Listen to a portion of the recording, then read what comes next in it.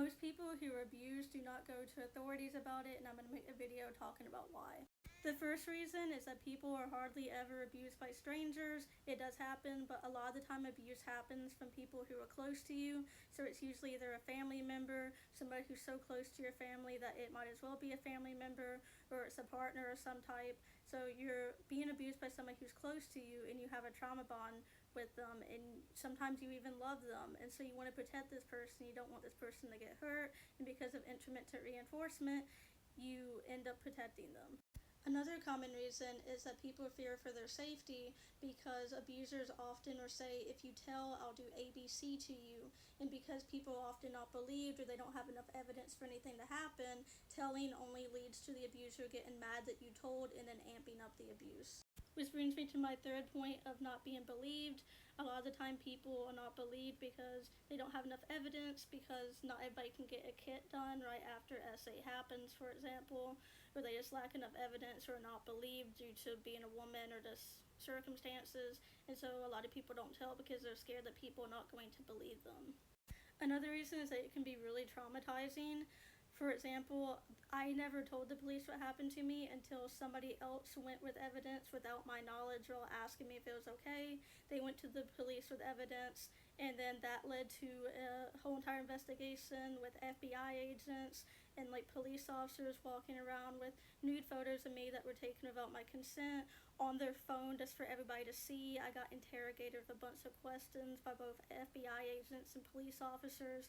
I had to look at a bunch of photos of myself that were taken without my consent and answer a bunch of rapid questions about it, and the whole entire thing was very traumatizing. It was very scary and intimidating, and again, a lot of the time nothing comes of it. The abuser gets away with it, so a lot of people don't want to go through all that just for nothing to come out of it. Another reason is intermittent reinforcement.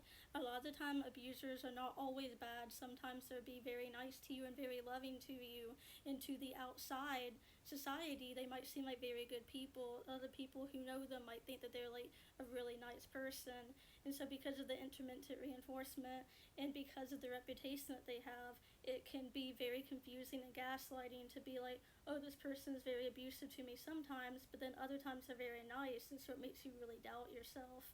And because other people also don't see them that way, they might enable the person and be like, well, they don't seem that way to me, and so it can be very confusing.